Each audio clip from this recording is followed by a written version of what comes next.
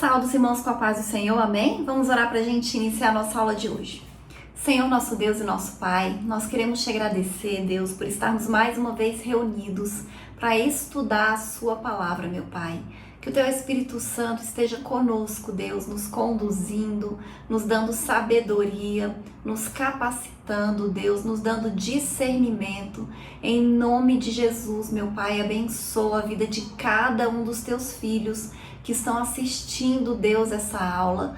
Que o Senhor venha aumentar a nossa fé, Deus, nos renovar, fortalecer, Senhor, as nossas vidas. Repreenda, Deus, das nossas vidas todo desânimo, Deus, todo cansaço, toda enfermidade, meu Pai, toda seta, toda insegurança, Deus, toda incerteza. Que o Senhor repreenda da vida dos teus filhos agora em nome de Jesus. E que o seu nome seja glorificado e engrandecido, Deus. É isso que nós te pedimos e te agradecemos em nome de Jesus. Amém? O título da lição de hoje é O Corpo, a maravilhosa obra da criação de Deus. Nós vamos fazer a leitura do Salmo 139, do versículo 1 ao 4 e do versículo 13 ao 18, que diz assim: Senhor, tu me sondaste e me conheces. Tu conheces o meu assentar e o meu levantar. De longe entendes o meu pensamento, cercas o meu andar e o meu deitar, e conhece todos os meus caminhos. Sem que haja uma palavra na minha língua, eis que o Senhor tudo conheces, pois possuíste o meu interior, entreteceste-me no ventre da minha mãe. Eu te louvarei, porque de um modo terrível e tão maravilhoso fui formado. Maravilhosas são as suas obras, e a minha alma a sabe muito bem. Os meus ossos não te foram encobertos, quando no oculto fui formado e entretecido, como nas profundezas da terra. Os teus olhos viram o meu corpo ainda informe, e no teu livro todas essas coisas foram escritas, as quais iam sendo dia a dia formadas, quando nem ainda uma delas havia. E qual preciosos são para mim, ó Deus, os teus pensamentos, qual grande é a soma deles. Se os contasse, seriam em maior número do que a areia. Quando acordo, ainda estou contigo. Amém? Então, nessa lição de hoje, a gente vai estudar uma questão que hoje não, há séculos, os estudiosos tentam entender, tentam descobrir o racionalismo, o cientificismo, procuram explicar a existência humana, e a ciência todos os dias estuda para descobrir coisas novas a respeito da formação do ser humano, do feto, do corpo e todas essas coisas. E eu não sei se os irmãos já viram aqueles vídeos que mostram a formação do feto no ventre da mãe, desde a fecundação, e aí cada dia vai surgindo uma coisinha nova, uma coisinha diferente, como tudo vai se formando. E a gente consegue ver, através desses estudos que a ciência faz, que na verdade eles nem conseguiram descobrir todas as coisas, a gente vê como é incrível e como é perfeito. E quando a gente pensa que quando o Senhor criou o homem do pó da terra, com toda essa complexidade, porque é algo complexo e tudo funciona perfeitamente bem, que Deus soprou no homem o fôlego da vida. Então, o fôlego da nossa vida vem do próprio Deus. Imagina, dentro de você existe o sopro do seu Criador. Então, assim, a maneira que o Senhor nos criou, é uma coisa, assim, extraordinária.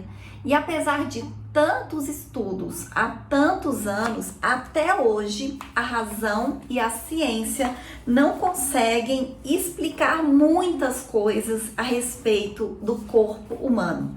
Quantos anos que nós acreditamos, por exemplo, que a gente sempre falava, que o espermatozoide mais rápido era que ia fecundar o óvulo, né? Então tinha até uma piadinha de que falava assim, que você foi um vencedor, né? Que você foi um espermatozoide vencedor, porque você conseguiu vencer essa corrida. Mas agora, né, assim, acho que cerca de 2 anos, eles divulgaram que não é uma corrida. Na verdade, o óvulo atrai o espermatozoide. Então, olha que coisa incrível, né? E assim, tantos anos que o homem estudou e estava convicto e certo que era dessa maneira, né? Que era o espermatozoide mais rápido. Só que na verdade não é uma corrida. O espermatozoide, ele é atraído pelo óvulo. Então, assim, quantas coisas, né, que a ciência diz que é, e depois eles descobrem que não era exatamente, né, da maneira que eles achavam que era. Então, assim, por mais que o homem estude, tem muitas coisas a respeito do corpo humano que ainda não tem explicação, que ainda não tem estudos, que ainda não tem comprovação científica. Mas hoje nós vamos estudar, né, essa questão assim bíblica, né, o que a Bíblia fala a respeito disso. O primeiro tópico da lição diz assim: a maravilhosa obra de Deus, do pó da terra. Então Deus, em sua infinita sabedoria, no seu poder, né, ele fez o corpo do homem do pó da terra. Nós fomos criados do pó da terra. Então, uma estrutura tão completa, tão complexa, sabe, com tantas coisas, cerca de 37 trilhões de células, com tecidos, órgãos, sistemas complexos funcionando perfeitamente, cujo funcionamento desafia a mais moderna ciência. Então, assim, como que o Criador, valendo-se de um material tão simples, né, uma matéria tão simples e tão comum, fez uma obra tão completa e tão complexa. E esse mistério, ele só pode ser entendido pela fé, né? Nós acreditarmos no poder criativo de Deus, né? Como tudo mais que Deus criou, né? Quantas coisas que o homem não consegue explicar, que foram obras da criação de Deus. Então, pela fé, nós acreditamos e nós entendemos, né, o que está escrito na palavra de Deus. E o próximo subitem diz assim: Deus, o autor da vida. Então, de uma das costelas de Adão, porque primeiro Deus criou o homem, né, fez o homem do pó da terra, e foi conhecido como Adão, soprou nele o fôlego da vida, e depois do homem, ele tirou uma costela e ele criou Eva, que é igualmente, né, incrível, complexo, maravilhoso, né, o sexo feminino, mas é diferente anatomicamente e fisiologicamente e geneticamente do homem. Então, assim, se você faz um teste genético, você consegue descobrir se é homem ou se é mulher. E apesar da mulher ter sido criada da costela de Adão, é diferente, tem órgãos diferentes, o funcionamento é diferente, os hormônios são diferentes. Então, assim, é igual, mas é diferente. Então, Deus fez tudo perfeito, de uma maneira incrível e de uma maneira maravilhosa.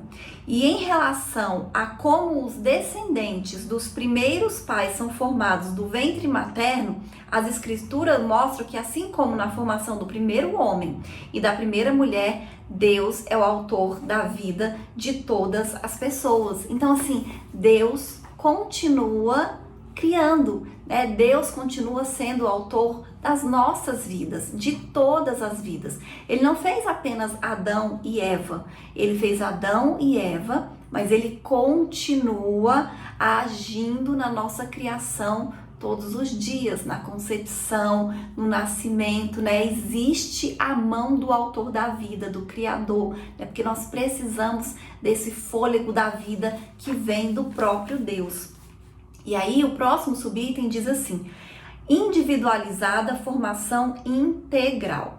Então Deus, ele forma o espírito, a alma e o corpo de cada ser humano, conforme ocorre no ato de procriação que ele mesmo estabeleceu pela união íntima do homem e da mulher. foi o próprio Deus que definiu como seria a procriação da espécie humana e, na verdade, de todas as espécies. Tanto que o homem, ele vem com uma parte, né? E a mulher vem com outra parte. Precisa juntar o que tem no homem com o que tem na mulher para que haja, para que exista uma nova vida. Então, o homem sozinho, ele não consegue se reproduzir. Uma mulher sozinha, ela não consegue se reproduzir. O macho precisa da fêmea, o homem precisa da mulher, e foi assim que Deus fez, assim que Deus criou. E as escrituras, elas falam claramente da existência de vida humana completa. Corpo, alma, espírito, ainda no ventre. A gente tem exemplos na Bíblia.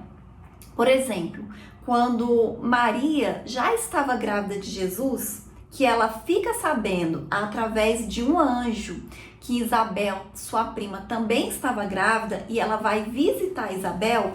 Quando ela vai visitar Isabel, que ela chega lá, o ventre de Isabel, o bebê que estava no ventre de Isabel, João Batista, ele sente a presença de Jesus no ventre de Maria. Ou seja, ele já tinha a questão espiritual ali, ele já tinha o Espírito, e ele sentiu o Espírito do Salvador. Então, quando a gente imagina isso, que um feto dentro do ventre da mãe, ele já tem espírito, alma e corpo, a gente vai entender o absurdo que é você fazer um aborto. As pessoas defenderem o aborto. Você está defendendo a morte de uma vida, né? A morte de um ser vivo, que tem espírito, que tem alma, que tem corpo, né? Que tem a capacidade de sentir. Então, assim, não é, assim, humanamente bíblico, nada aceitável alguém que considera e que defende o aborto. E além disso, a gente vê a importância, né, da maternidade e o cuidado que a mulher deve ter durante toda a gestação, né? Na questão da alimentação, né? Os cuidados com os nutrientes, com atividade física, espiritual, emocional, porque tudo isso vai influenciar no feto, né? Na gestação toda, né? Amém? E o próximo tópico da lição diz assim: corpo e a glória de Deus. O divino tecelão. Em linguagem poética, Davi descreve a ação divina na formação do corpo humano no ventre materno, apresentando Deus como tecelão, né? Que foi o que nós lemos no texto de abertura. A Bíblia, na versão da tradução brasileira, ela usa a expressão assim: primorosamente tecido. E adjetivando, né, a ação divina descrita nos versículos 13 e 15. Então, assim, embora a Bíblia ela não dependa de nenhuma confirmação humana, é interessante, né, a gente observar isso, a gente considerar que hoje a ciência reconhece a formação dos órgãos e sistemas do corpo humano exatamente como tecidos, porque é de tecido que a ciência chama, né, a formação dos órgãos, do corpo, da nossa pele, né, e tudo isso.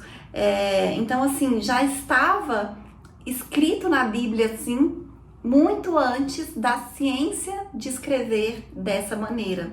Porque realmente Deus, ele é o autor da vida.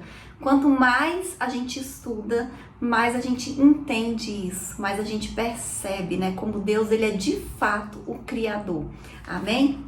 O próximo subitem diz assim: entendimento e louvor. Então, quando a gente tem essa compreensão maravilhosa da obra divina na formação do corpo humano, a gente se liberta de toda especulação e de toda dúvida.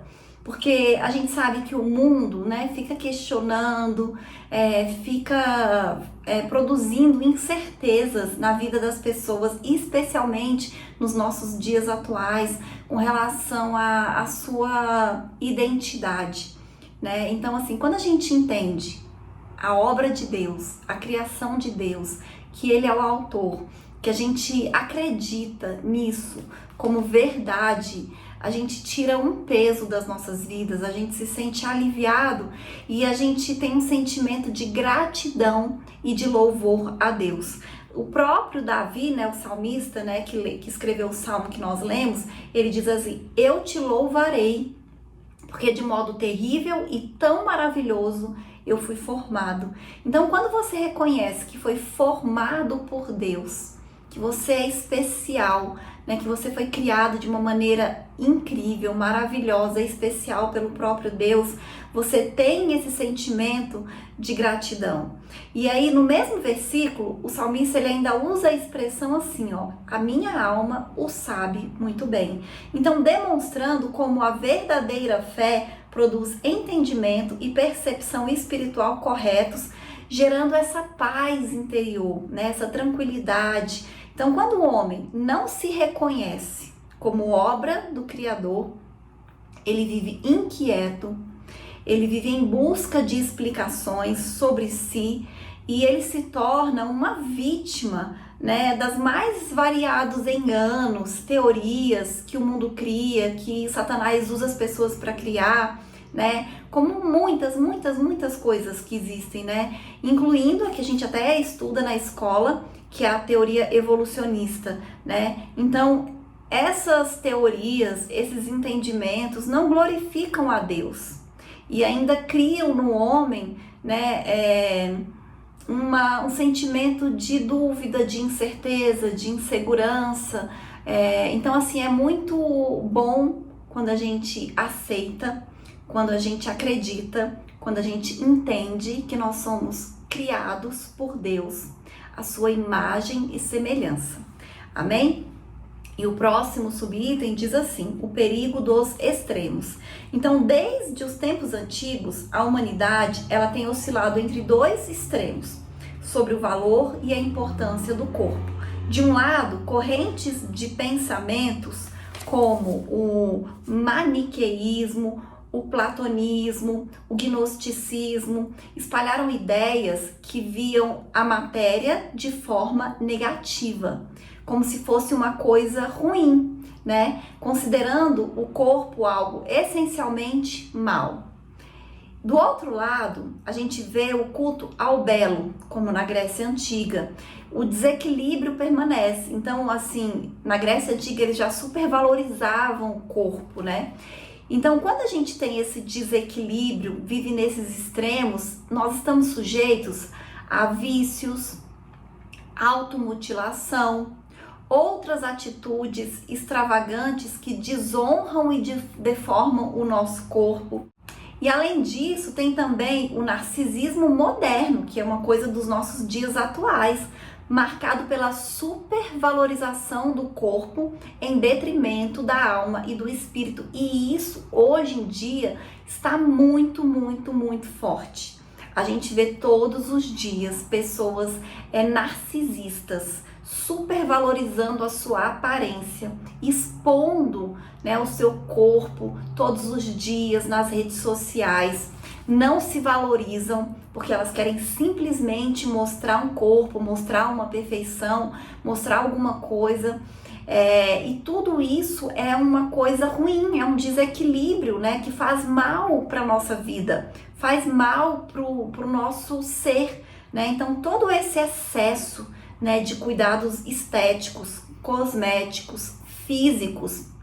Quantas vezes a gente vê pessoas totalmente transformadas no seu rosto, na sua aparência, de tantos procedimentos estéticos que fazem. Pessoas que às vezes acabam deformando o seu próprio rosto, né, com tantos procedimentos estéticos. Então, assim, é algo que não faz bem para o ser humano de maneira alguma. Todo excesso é ruim. Então, cuidar do corpo é importante, mas sem excesso e sem exagero. A gente precisa valorizar, né, a nossa aparência, valorizar o nosso corpo. A gente precisa cuidar com amor, né? Cuidar realmente assim, para a gente ter uma vida saudável. E até pra gente cuidar da nossa estética também, mas nada em excesso, tudo é preciso ter equilíbrio. E a gente precisa entender uma coisa, né, com relação às pessoas que já veem o corpo, a matéria como algo ruim. Tudo o que Deus faz é bom. Então você foi criado por Deus, então você é bom, né? Você é uma criação boa de Deus, porque tudo aquilo que Deus faz é bom. Amém? E o próximo tópico de subitem diz assim: princípios ou regras? Então, quando a gente fala em corpo, temos a tendência de logo pensar em regras. Mas o viver cristão moderado consiste, acima de tudo, na observância dos princípios bíblicos. Um deles é fazer tudo para a glória de Deus. Esse é um princípio bíblico extremamente valioso, importante e simples. Tudo o que você fizer, faça para a glória de Deus, que isso norteie a sua vida. Então, isso é aplicável às práticas mais simples do nosso cotidiano. Então, é um parâmetro espiritual, mas é eficaz e muito mais eficaz do que regras rígidas e inflexíveis que podem nos levar ao legalismo. Então, nós precisamos entender isso. É um princípio divino. Está lá em 1 Coríntios, capítulo 10, 31. Tudo o que você fizer, faça para a glória de Deus. Se você vai comer, se você vai trabalhar, tudo faça para a glória de Deus. A gente tem que sempre refletir: o que fazemos com o nosso corpo glorifica a Deus? O que eu faço com o meu corpo está glorificando o Senhor, ou é apenas para me agradar? Para agradar a minha vaidade, a mim mesmo. Então a gente precisa que isso seja um norte nas nossas vidas, que seja realmente um princípio. Amém?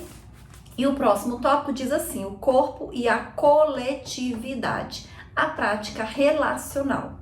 Deus nos fez seres relacionais e sociáveis. Nós não fomos criados para viver sozinhos, e isso está escrito explícito na ordem da procriação e do enchimento da terra. Então, quando Deus criou, primeiro só tinha um homem, mas depois ele viu que não era bom que o homem esteja só, e ele cria a mulher. Quando ele cria a mulher, ele fala ali para os dois, que é para eles se multiplicarem, que é para eles encherem, povoarem, encherem a terra. Então, nós fomos criados com essa necessidade de relacionamento. Nós temos necessidades e deveres que vão além da nossa individualidade. Nós não fomos criados para viver isolados socialmente ou afetivamente. É lógico que a gente vai ter os nossos momentos que a gente quer ficar só, que a gente quer pensar, que a gente quer refletir, mas não pode ser assim sempre. Nós fomos criados para nos relacionar. Então, embora hoje em dia os recursos digitais tragam muitas comodidades e por causa disso muitas pessoas estão se isolando, o contato físico, ele é fundamental, ele é essencial para a vida humana. Então, hoje em dia as pessoas, elas se fecham, né? Muitas pessoas têm vivido assim. Elas moram sozinhas, elas ficam ali no seu celular, elas pedem comida, elas não saem para comer num restaurante, numa lanchonete para ver outras pessoas, elas comem em casa, elas conversam com pessoas ali nas redes sociais, não se encontram, às vezes elas se relacionam afetivamente através de redes sociais. Quantas vezes a gente vê matéria de pessoas que estavam namorando há 2, 3 anos com uma pessoa que ela nunca viu. E aí ela vai ver que aquela pessoa não existia, ou que não era a pessoa que ela pensava que fosse. Então, assim, é importante que a gente tenha relacionamentos. A troca de afetos por meio de expressões corporais não é substituída pela tecnologia. Tiago qualifica a verdadeira religião e a fé viva por práticas relacionais reais, que exigem o envolvimento do corpo, né? Fala pra gente ajudar as pessoas, pra gente contribuir, colaborar com as pessoas, e tudo isso precisa de contato físico, né? De contato visual, da gente ver as pessoas, da gente tocar nas pessoas, né?